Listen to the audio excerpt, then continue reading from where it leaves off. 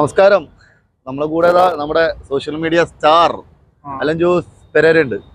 നമുക്ക് കഴിഞ്ഞ ഇന്റർവ്യൂ അറിയാലോ, ഞാൻ കുറെ കാര്യങ്ങളൊക്കെ അലോണ്ട് ഞാൻ പറഞ്ഞിട്ടുണ്ടായിരുന്നു. അതൊക്കെ ചെയ്താ അന്ന് പറഞ്ഞ കാര്യങ്ങളൊക്കെ കുറച്ചുകൂടി സീരിയസ് ആണെന്നൊക്കെ പറഞ്ഞ ഓർമ്മ. സീരിയസ് ആയല്ലോ, പിന്നെ കൊണ്ട് പല വീഡിയോസും ഞാൻ അങ്ങനെ താൻ സീരിയസ് ആയിട്ടാണ് ആ പാവം സാനിയ അയ്യപ്പനെ കുറിച്ചൊക്കെ വീഡിയോയിൽ വന്ന് ബുദ്ധിമുട്ടിക്കണേ. അതങ്ങനെ പെട്ടുപോയതല്ലേ, അവളൊരു കാരണം ഇപ്പൊ എല്ലാ നടിമാരെ വനിതയെടുത്ത് കാണാറുണ്ട്, പലരും ചിരിക്കാറെങ്കിലും ഉണ്ട്. നമ്മള് ആ ഒരു ദിവസം കണ്ടപ്പോൾ മൈൻഡ് പോലും ചെയ്യാണ്ട് ഒരു എന്നെക്കാളും പ്രായം കുറഞ്ഞതും സിനിമകളാണെങ്കിൽ രണ്ടെണ്ണം ചെയ്തതും ഞാൻ പറഞ്ഞോട്ടെ, 10 സെക്കൻഡ് ഇതാ. ഒരു 150 സിനിമകൾ ചെയ്ത സ്മിനു എന്ന് പറഞ്ഞ ചേച്ചി നമ്മളെ ഉപദേശിച്ചാണെങ്കിലും പറഞ്ഞു വന്നു, മനസ്സിലായ? ഒരു ഉപദേശം പോയിട്ട് ഇടാന്ന് പോലും വിളിക്കാണ്ട് മറ്റേ ട്രോള് വന്നത് നമ്മുടെ തിളക്കത്തിലെ ബിന്ദു പണിക്കർ ചേച്ചിയുടെ ഡയലോഗാണ്, പൊടപൊട്ടി. അതാണ് തിരിഞ്ഞു നോക്കാണ്ട് പോയപ്പോ സംഭവിച്ചത്. ഇല്ല, ട്രോള് വന്ന അങ്ങനെയായിരുന്നു. ട്രോളല്ലേ വന്നിട്ടുള്ളൂ. സാനി ചിലപ്പോ കണ്ടിട്ട് പോലും കാണത്തില്ല, സാനക്ക് മനസ്സിലായിട്ട് പോലും കാണില്ല. ക്യൂൻ എന്ന് പറഞ്ഞ സിനിമ ഇറങ്ങി കഴിഞ്ഞപ്പോൾ ഞാൻ മറ്റേ 10ാം ക്ലാസ്സിലെ പരീക്ഷ എഴുതിയതാണ് 2018. 18 വയസ്സപ്പോൾ എഴുതിയ പരീക്ഷ. അപ്പൊ പ്രാക്ടിക്കൽ പരീക്ഷ പല ബെഞ്ചിരുന്ന എഴുതിയത്. അപ്പൊ ആ സമയത്ത് പരീക്ഷ കഴിഞ്ഞിട്ട് ഞങ്ങൾ ഒരുമിച്ച് കാണുകയുണ്ടായിട്ട് പിന്നീട് പരിചയപ്പെടുക, ക്യൂ നല്ലതാണ്, ഗംഭീരമാണ്, ഷെയ്ക്കാൻ്റെ കൊടുത്ത് ഒരു ഓട്ടോഗ്രാഫും മേടിച്ചിട്ടാണ് ഞാൻ എടുത്ത് പോകുന്നത്. സിനിമയിൽ അവസരം ചോദിച്ചു, അപ്പൊ പറഞ്ഞു സിനിമ എന്നത് എനിക്ക് നിങ്ങൾക്ക് തരാൻ പറ്റത്തില്ല, സിനിമ എന്നത് ഒരു മായിക ലോകമാണ്. അതില് സാനിയ പറഞ്ഞു, എന്നോട് പറഞ്ഞു. അപ്പൊ ഡയറക്ടേഴ്സ് അന്ന് പറഞ്ഞു 4 വർഷം മുന്നേ, 2018. അത് ഓർത്താണ്, 2018 പിന്നെ ഒരു സിനിമയിൽ പ്രവർത്തിച്ചവരാണല്ലോ അല്ലെ? ഒരേ സിനിമയിൽ പ്രവർത്തിച്ചവരാണോ നിങ്ങള്? ഇല്ല, ഞാൻ ജൂനിയർ ആർട്ടിസ്റ്റായിട്ട് പല പടത്തിൽ അഭിനയിച്ചിട്ടുണ്ടോ? അശ്വിൻ ജോസിനൊക്കെ സെറ്റില്ല. പിന്നെ എവിടെ വെച്ച് കണ്ടു സാനിയെ? ക്യൂൺ സിനിമ വിജയിച്ചു, 100 ദിവസം ഓടി. അതിനുശേഷം KV കേന്ദ്ര വിദ്യാലയം കേട്ടിട്ടുണ്ടാവും, തേവരയില് ഒരു പട്ടാളക്കാരുടെ ചിട്ടയിലേക്ക് കയറ്റുള്ളൂ. അപ്പൊ അന്ന് ആധാർ കാർഡൊക്കെ കാണിച്ചാൽ കയറ്റിയ ഉള്ളിലേക്ക്. അപ്പൊ അങ്ങനെ പരിശീലിച്ചപ്പോ തിരിച്ചിറങ്ങിയപ്പോ പരിചയപ്പെടുത്തി ഷെയ്ക്കാൻ കണ്ടിരുന്നു. അന്ന് സാനി അത്ര ഫേമസ് ആയിരുന്നില്ല. ക്യൂൻ അഭിനയിച്ചിരുന്നു, അത്രേ ഉള്ളൂ. വന്നപ്പോ പോലെ ഓട്ടോറിക്ഷയിലാണ് വന്നത്. ക്യൂനിൽ അഭിനയിച്ച വ്യക്തി ഓട്ടോറിക്ഷയിലാണല്ലോ വന്നത്. പിന്നീടാണ് പേരും പെരുമയും പ്രശസ്തിയൊക്കെ ലൂസിഫർ എന്ന പൃഥ്വിരാജ് സുകുമാരന്റെ പടത്തിൽ നിന്നാണ് സാനിയ എന്ന പെൺകുട്ടിക്ക് കിട്ടിയത്. പിന്നെ ഞാൻ എല്ലാ നടിമാരെയും മാഡം എന്ന് അഭിസംബോധന ചെയ്ത് സംസാരിക്കും. പല മീഡിയക്കിലും സാർ എന്നൊക്കെ വിളിക്കും. പലരും വേറൊരു പേര് മാറ്റിയാണ് താൻ അങ്ങനെ വിളിക്കുന്നത്. പല മീഡിയക്കാരും പറയാം, ഞാൻ അങ്ങനെ മാറ്റാറില്ല. പക്ഷെ സാനിയെ കണ്ടപ്പോൾ എന്തുകൊണ്ടും എന്നെക്കാളും 2 വയസ്സ് ഇളയതായിട്ടുള്ള പെൺകുട്ടിയെ മാഡം എന്ന് വിളിക്കാൻ എനിക്ക് തോന്നിയില്ല. നിർത്തിയോ? ഇല്ല, റിവ്യൂ നിർത്തണില്ല. നിർത്തിക്കോന്ന് പറഞ്ഞല്ലോ. നിർത്തിക്കോന്ന് സാനിയ എന്ന പെൺകുട്ടി പറഞ്ഞിട്ടൊന്നും അറിയുന്ന അങ്ങനെ നിർത്തത്തില്ലല്ലോ. അതെന്റെ സ്ട്രാറ്റജിക്കൽ മൂവ്മെന്റ് അല്ല. പിന്നെ വീഡിയോയിൽ പറയാനെന്തിനാ? അത് പിന്നെ പറയായിരുന്നില്ല അവസാനം ഇതൊരു സർക്കാസ്റ്റിക് മൂവ് ആയിരുന്നു, ഒരു സൈക്കോളജിക്കൽ മൂവ് ആയിരുന്നൊക്കെ പറയായിരുന്നില്ലേ? ഞാൻ വീഡിയോ ചെയ്തല്ലോ, ഞാൻ റിപ്ലൈ കൊടുത്ത വീഡിയോ. അന്ന് നിർത്തിക്കൊന്ന് കമന്റ് ഇട്ടാന്ന് അറിയാം. പിന്നെ തന്റെ ഈ അപരാധം പിന്നെ കാണണ്ടല്ലോ. അവരെ ബുദ്ധിമുട്ടിച്ച് അവരുടെ പേജിൽ കയറി നിരന്തരം അഭ്യർത്ഥിച്ച കൊണ്ടാണ് അങ്ങനെ കമന്റ് ഇട്ടെന്നാണ് എനിക്ക് പല ഇൻഫർമേഷൻ കിട്ടിയത്. പലയിടത്തുനിന്ന് എനിക്ക്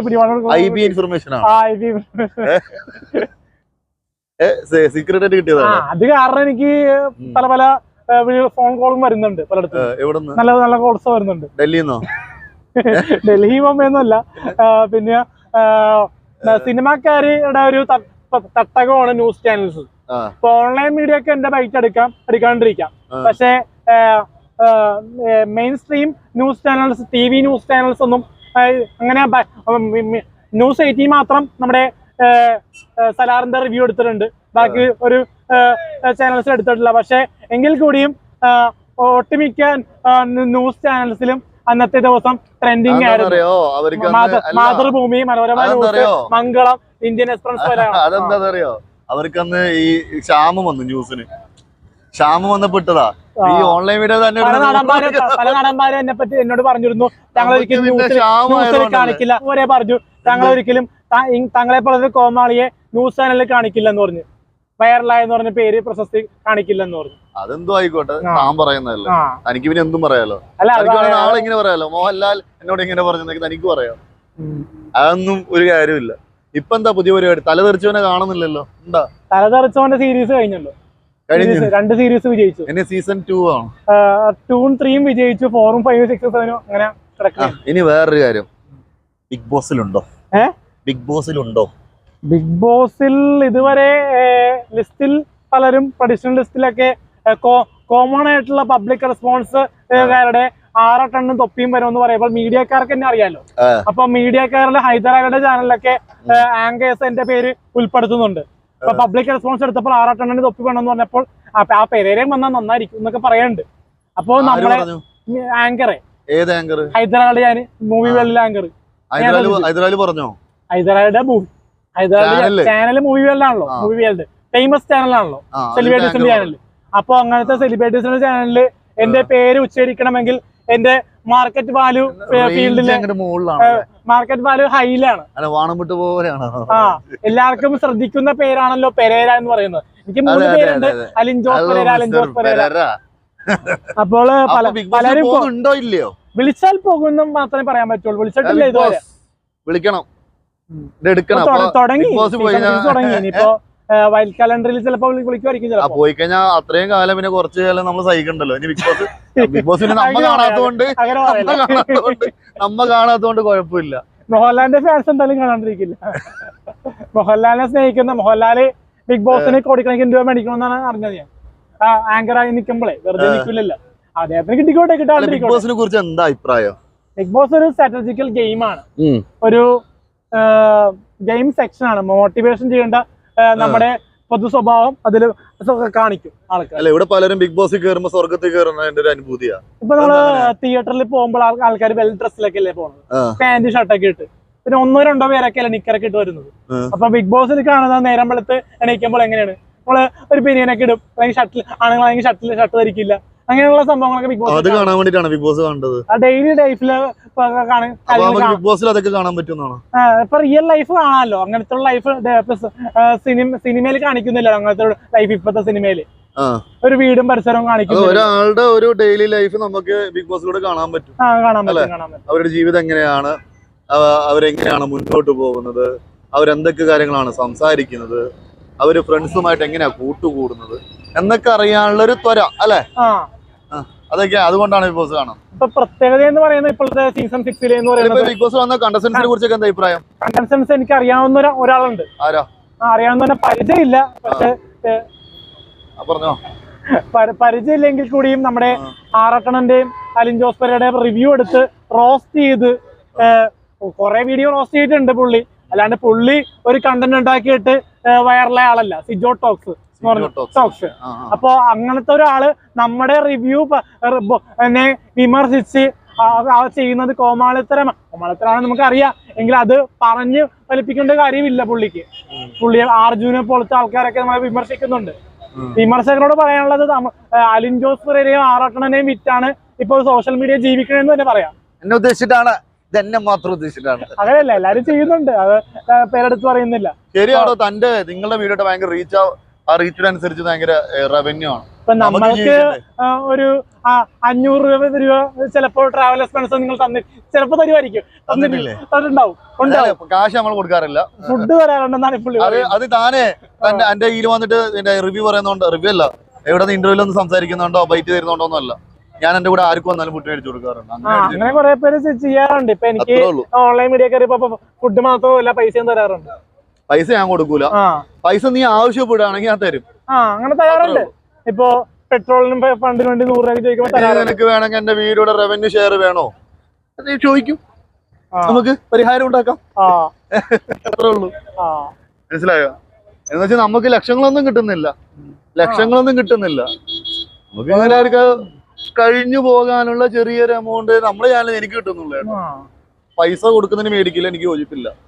വേണമെങ്കിൽ റവന്യൂ ഷെയർ കൊടുക്കുന്നത് മേടിക്കുന്നതൊക്കെ അതൊരു മാന്യമായിട്ടുള്ള കാര്യമാണ്. അതിനകത്തേ ഉള്ളൂ. അല്ലാതെ കാശ് മേടിക്കുന്നത് അത്ര നല്ല കാര്യം. പൈസ മാത്രമല്ല ഈ മീഡിയയിൽ അഭിനയിക്കുമ്പോ കാശ് മേടിക്കണില്ലേ നടന്മാര്? ഇപ്പോ ഞാൻ ശരിക്കും ഒരു ആക്ടർ ആകാൻ ശ്രമിച്ച ഒരാളാണ്. മലയാള സിനിമയിൽ 8 വർഷമായിട്ട് ജൂനിയർ ആർട്ടിസ്റ്റായിട്ട് നിന്നിട്ട് കിട്ടാത്തത്രയും പ്രതിഫലമല്ല, കിട്ടാത്തത്രയും അംഗീകാരങ്ങൾ എന്ന് പറയുമ്പോൾ നിങ്ങൾ പറയും അവാർഡാണെന്ന് പറയും. അവാർഡിനേക്കാളും നാഷണൽ അവാർഡിനേക്കാളും എനിക്ക് ഏറ്റവും പ്രിയപ്പെട്ടത് ജനങ്ങളാണ്. ഈ കാണുന്ന ജനങ്ങളാണ് എന്നെ വൈറലാക്കിയത്. ഈ ചിലര് ഉളകളാകാം, ചിലര് പൊട്ടന്മാരാകാം, ചിലര് നല്ല ആൾക്കാരുണ്ടാകാം, തുറന്നു പറയാലോ. നമ്മളെപ്പോഴും ഓപ്പൺ ആയിട്ടുള്ള പുസ്തകമാണ്. നമ്മളെ ആരും കയ്യേറ്റം ചെയ്ത് കൊല്ലേണ്ട ആവശ്യമില്ല. നമ്മൾ ആർക്കും ഒരു ദ്രോഹം ചെയ്തിട്ടില്ല. ആറട്ടെണ്ണം സന്തോഷം വരയ്ക്ക് പലരെയും വിമർശിച്ചിട്ടുണ്ടെങ്കിലും ഞാൻ ആരെയും പൊതുസമൂഹത്തിൽ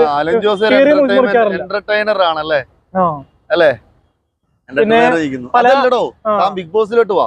പിന്നെ ഒരു കണ്ടസ്റ്റന്റ് പറഞ്ഞു, പിന്നെ ആരാ ബിഗ് ബോസിൽ നമുക്ക് അറിയപ്പെട്ട വ്യക്തി? ദിലീപേട്ടന്റെ അമ്മയുണ്ട്. ദിലീപേട്ടന്റെ അമ്മയുണ്ടോ? മര്യാദരാമല് ദിലീപേട്ടന്റെ അമ്മ. യമുന റാണി, നമ്മുടെ പടം ഉണ്ടല്ലോ, നവ്യ നായരുടെ ഒരു സിനിമ ഉണ്ടല്ലോ, പട്ടണത്തിൽ സുന്ദരൻ. അതിനകത്തും നമ്മുടെ കൊച്ചിൻ ഹനീഫയുടെ പേരായിട്ട് ഇതാണ് യമുന റാണി പണ്ട്. അതില് കണ്ടസ്റ്റൻസില് കപ്പ് കൊണ്ടുപോകാൻ സാധ്യത സിജോ ടോക്സ് ആയിരിക്കും. കാരണം പുള്ളിക്ക് ടോവിനെ കൊണ്ടൊരു കട്ടുണ്ട്. ടോവിനോടല്ല, പുള്ളിയുടെ ഒരു സംസാര ശൈലിയും പിടിച്ചു നിൽക്കാനും സംസാരിച്ചിരിക്കാനും ഗെയിം കളിക്കാനൊക്കെ എത്ര പ്രാപ്തനായ ഒരാളാണ്. മസിൽമാൻ ജിൻഡോ ഒക്കെ ഉണ്ടല്ലോ. മസിലിട്ട് കാര്യമില്ല, നാക്ക് വേണം അവിടെ, നാക്ക് വേണം. പിന്നെ ഞാൻ പാട്ട് പാടിയ ഒരാളെ കണ്ടു. ജാസ്മിൻ ജാഫറിനെ കുറിച്ച് എന്താ അഭിപ്രായം? ജാസ്മിൻ ജാഫറിന് ഇപ്പൊ പ്രണയം ഉണ്ടെന്ന് തോന്നുന്നു. അത് പേഴ്സണൽ മാറ്റേഴ്സ്. അതല്ല, ഈ ഗെയിം എങ്ങനെ കളിക്കുന്നു തോന്നുന്നു? ഗെയിം നീറ്റായിട്ട് കളിക്കണോ? കണ്ടോ? എപ്പിസോഡ് കണ്ടോ? പിന്നെ പാട്ട് വേണമെങ്കിൽ മാറ്റായിരുന്നു. എപ്പോഴും ആ ഒരു ബിഗ് ബോസിന്റെ ഒരു പാട്ട് എനിക്ക് അത്ര പോരാന്ന് തോന്നുന്നു. ബിഗ് ബോസ് അതാണോ? അല്ലല്ല, അതല്ല. ലോകത്തിൻ കഥയറിയാതെ ഒന്നിച്ചൊരു 100 ദിവസം പാടുന്നൊരു ആരാണോ, വീഴുന്നൊരു ആരാണോ, ഏകാന്തികതാണിക ബിഗ് ബോസ്. അപ്പൊ ആ പാട്ടൊക്കെ കുറച്ച് മാറ്റം വരുത്താറുന്നു. ഇപ്പൊ 6 സീസണിലും ഒരേ പാട്ടാണ് നമ്മൾ കേട്ടോണ്ടിരിക്കുന്നത്. ബിഗ് ബോസ് കേൾക്കുന്ന സമയത്ത് ഭയങ്കരമായിട്ടല്ലേ കേട്ട് മടുത്തു പോലെ ഇരിക്കുന്നു. പിന്നെ മറ്റേ ഒരു ബാസ് കേട്ടുള്ള ശബ്ദത്തിന് ഒരാൾ വന്നിട്ട് കളർ മാറിയിട്ടുണ്ട്. കളർ ടോണൊക്കെ ചേഞ്ച് ആയിട്ടുണ്ട്. അതായത് കളറും അല്ല, മൊത്തത്തിൽ മാറ്റിയെന്ന് പറയുന്നത്. ഇതുവരെ കണ്ട ബിഗ് ബോസിന്റെ ഫോർമാറ്റ് അല്ല, ഒരുപാട് മാറ്റങ്ങൾ വരുത്തിയിട്ടാണ് അത്ര ഇപ്രാവശ്യത്തെ ബിഗ് ബോസ് ഉണ്ടാവുക എന്നുള്ളതാണ്.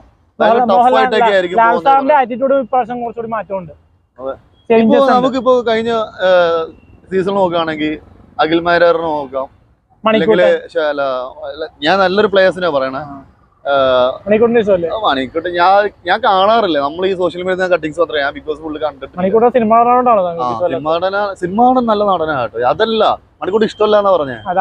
ഗെയിംസ് ഒന്നും കാണുന്നില്ല. നമ്മൾ ഈ കട്ട് കാണുന്നുള്ളൂ, കട്ട് കാണുന്നുള്ളൂ. അപ്പൊ ഞാൻ പറഞ്ഞു വരട്ടെ, ഇപ്പൊ അഖിൽമാരാര്, അപ്പൊ അതിനു മുമ്പ് സീസണിലുണ്ടായിരുന്ന ഈ നമ്മുടെ സാബുമോൻ, ഇവരൊക്കെ ഭയങ്കര പവർഫുൾ പ്ലേയേഴ്സ് ആയിരുന്നു. അപ്പൊ അതുപോലത്തെ ഒരു പ്ലെയർ ആയിട്ട് ഇപ്പൊ ബിഗ് ബോസിൽ ആരാ ഉണ്ടാവുക? കാരണം ഈ സീസണിലെല്ലാം ഇതുപോലത്തെ പ്ലേയേഴ്സ് ഉണ്ടായിരുന്നു. പുതിയ ആൾക്കാരെ റോബി നോക്ക്, റോബി നല്ല പ്ലെയർ ആയിരുന്നു. അതുപോലെ പവറുള്ള ആരാള് ഇപ്പൊ വാക്ചാതുര്യത്തില് അഖിൽമാരാരും സാബുമോനൊക്കെ ഭയങ്കരമായിരുന്നു. സാബുമോന്റെ ഒരു ഡയലോഗ് ഉണ്ടായിരുന്നല്ലോ, മറ്റേ നിന്നെ ഞാൻ തുരത്തി അടിക്കും, നീ എവിടെ പോയാലും, നീ ഫെമിനിസ്റ്റ് ഒക്കെ ആയിരിക്കട്ടെ, നിന്നെ തുരത്തി അടിക്കും എന്ന് പറഞ്ഞ ഡയലോഗ് കുറച്ച് എന്താ പറയാ സോണിസ്റ്റിക് ആയിട്ടുള്ളത് തോന്നുന്നു നമുക്ക്.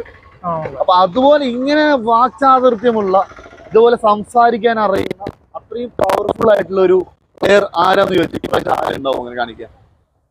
ഞാൻ പറഞ്ഞു കഴിഞ്ഞാൽ ജിൻഡോയും മറ്റേ സിജോയും നല്ല പവർഫുൾ പ്ലെയേഴ്സാണ്. പിന്നെ ബാക്കിയുള്ള പേര് എനിക്ക് അറിയാൻ പാടില്ല.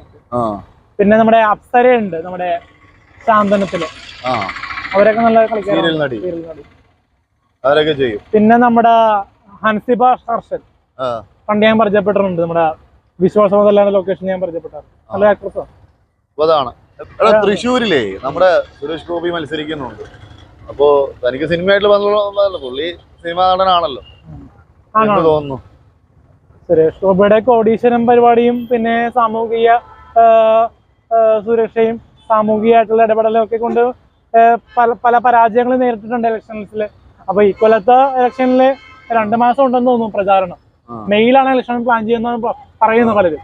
അപ്പൊ മെയ് ഏപ്രിൽ മാസം സുരേഷ് ഗോപി ജയിക്കണമെന്നാണ് ഒരു പ്രേസർ എന്ന നിലയിലും അലിൻ ജോസ് എന്ന നിലയിലും ആഗ്രഹം. നമ്മുടെ മുകേഷ് ചേട്ടന്റെ കാര്യത്തിലോ? കൊല്ലം ഈ പ്രാവശ്യം മുകേഷ് ചേട്ടന്റെ കൈപ്പിടയിലാകുമെന്ന് തന്നെ തോന്നുന്നു. ഉറപ്പാണ്.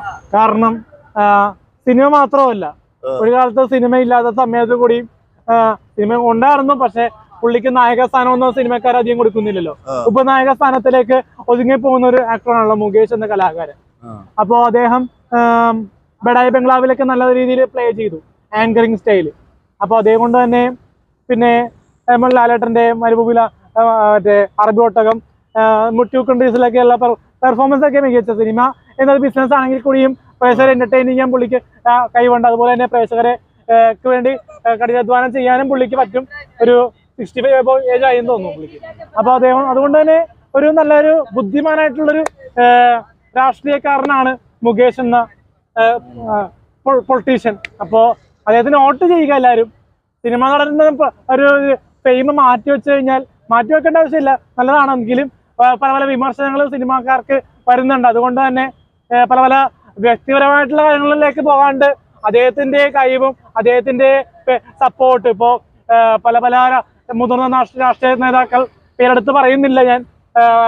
ഇന്നത്തെ ഈ ലോകം ഭരിക്കുന്ന ആൾക്കാരൊക്കെ കേരളവും ലോകമൊക്കെ ഭരിക്കുന്ന ആൾക്കാരൊക്കെ സെൽഫി ചോദിക്കുമ്പോൾ ഓടിച്ചിടുന്ന പറയണത്. അപ്പോ ഇദ്ദേഹമൊക്കെ കൊടുക്കുന്നുണ്ട്. സുരേഷ് ഗോപി ആണെങ്കിലും എല്ലാവർക്കും സെൽഫി എടുക്കുക, തോളത്ത് കെട്ടുക, അതൊക്കെ ഒരു പുതുമയായിട്ടുള്ള കാര്യമാണ്. ഇത്രയും പ്രൗഢിയിൽ നിൽക്കുമ്പോഴും എത്ര പൂച്ചകൾ വന്ന് നിൽക്കുമ്പോഴും അങ്ങനെ ചെയ്യുന്നുണ്ടോ കരിമ്പൂച്ച. അപ്പൊ നമ്മളെന്തായാലും സമയം വൈൻഡപ്പ് ചെയ്യാനുള്ള സമയം അതിക്രമിച്ചിരിക്കുന്നു. ബാക്കിലൊരു ബസ് പോകാൻ എന്തായാലും ഞാൻ തോന്നുന്നു ഇപ്പൊ ഈ അലൻ ജോസ് ബിഗ് ബോസ് കയറുകയാണെങ്കിൽ അലൻ ജോസ് നല്ലൊരു പ്ലെയർ ആട്ടോ. ഇയാള് വെറുതെ ഡാൻസും കളിച്ച് പാട്ട് പാടിച്ച് ആൾക്കാരെ പറ്റിക്കുക ചെയ്യുന്നത്. ഇങ്ങനെയുള്ള ആൾക്കാരെ പറ്റിക്കുന്ന ആൾക്കാരെ ചിലപ്പോ അവിടെ പോയി കഴിഞ്ഞാൽ നല്ലൊരു ഗെയിം കളിക്കാൻ പറ്റുക. പക്ഷെ എനിക്കൊരു പലർക്കൊരു ധാരണ ഉണ്ടാവും അലൻ ജോസിനെ അങ്ങനെ ഇരയാക്കി തിന്നാന്നൊക്കെ ധാരണയൊക്കെ ഉണ്ടാവും. പല മീഡിയക്കാരെയും യൂസ് ചെയ്യുന്നുണ്ടല്ലോ. പലർക്കും നമ്മുടെ ഇമേജ് കോമാളിത്തരമാണെന്ന് അറിയാം. ആണ്. പക്ഷെ നമ്മളെ നേരിട്ട് കാണുന്ന വ്യക്തികൾ നമ്മളെ കോമാളി എന്ന് വിളിക്കുന്നു. റിയൽ ലൈഫിൽ കോമാളി അല്ല എന്നൊക്കെ എനിക്കറിയാം. അത് ഇതൊക്കെ തന്റെ അടവാണെന്ന് എനിക്കറിയാം.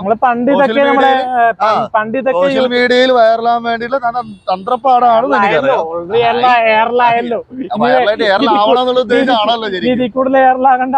അതന്നെയാണല്ലോ ഉദ്ദേശം. അതെന്തായാലും നടന്നു. പണ്ട് യുവജനോത്സവത്തിന് ഇനിയിപ്പോ ബിഗ് ബോസിലോട്ട് കയറുക എന്നുള്ള പരിപാടി മാത്രമാണ്.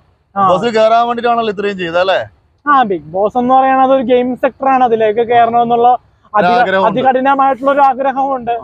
അതെത്ര നടന്മാര് വിചാരിച്ചാലും അത് അതിന്റെ അധികൃതർ വിളിച്ചു കഴിഞ്ഞാൽ പോകും. സിനിമയോടുള്ള താല്പര്യം എങ്ങനെയാ? ഓൾറെഡി താൻ അഭിനയിക്കുന്നുണ്ട്.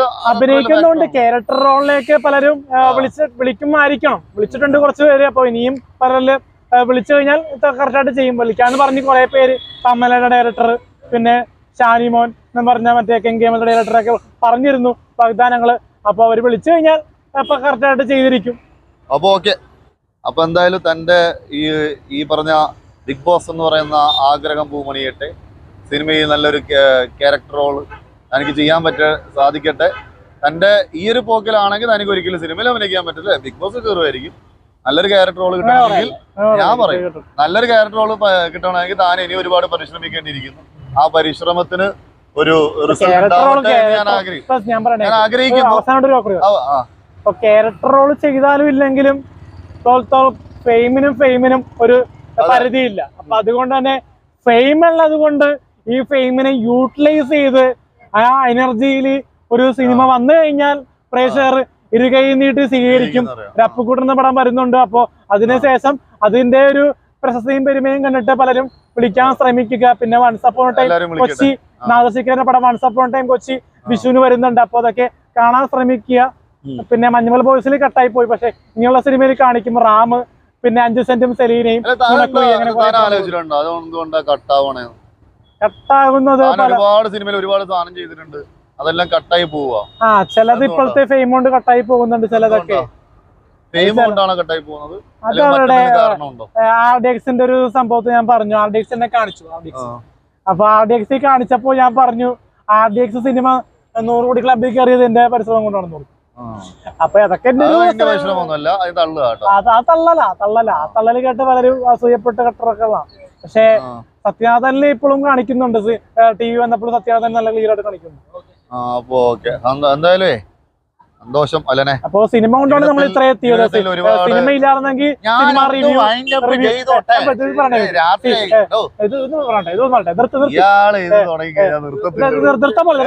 സിനിമയുള്ളതുകൊണ്ടാണ് സിനിമ റിവ്യൂവർ ആയിട്ട് മാറിയത്. ഇപ്പൊ ലോകത്ത് എവിടെ പോയ ഏത് ജില്ലയിൽ പോയാലും അലിൻ ജോസ് പെരേര എന്ന പേര് വിളിക്കുന്നുണ്ട് പലരും. എടാ പോടാന്ന് വിളിക്കുന്നതിന് പകരം പേര് വിളിച്ച് പരിചയപ്പെടുന്നത് തന്നെ പുതുമയാണ്.